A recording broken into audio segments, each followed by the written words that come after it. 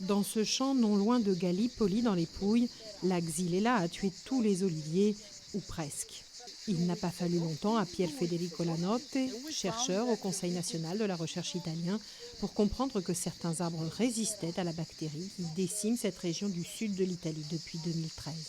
À ce jour, 2 variétés d'oliviers qui attrapent la maladie mais n'en meurent pas ont été identifiées. La Lecchino et la Favolosa sont un point de départ, pas d'arrivée. On espère, et on y travaille dur, on espère trouver un nombre de variétés résistantes bien plus élevé. Les résultats sont prometteurs.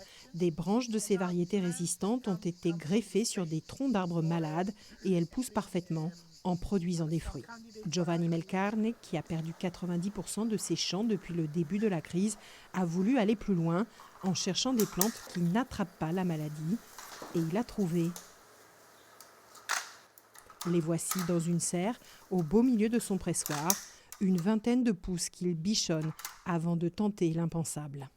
On va leur inoculer la maladie. On va les contaminer avec les insectes qui transmettent la maladie pour avoir la preuve scientifique que cette plante, cette variété autochtone que l'on pourra cultiver, n'attrape pas la maladie et la preuve qu'elle est immunisée. Le risque de contagion à tous les pays producteurs d'olives est grand, raison pour laquelle le Centre international de hautes études agronomiques méditerranéennes de Bari, dans le nord des Pouilles, a décidé de former des agronomes venus de tout le bassin méditerranéen.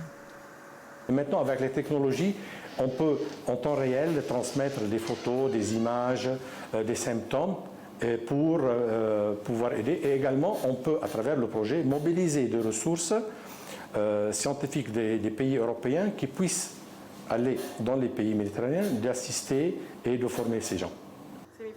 Et c'est notamment grâce à une application, Xylap, que les symptômes peuvent être transmis pour être analysés, car il faut aller vite.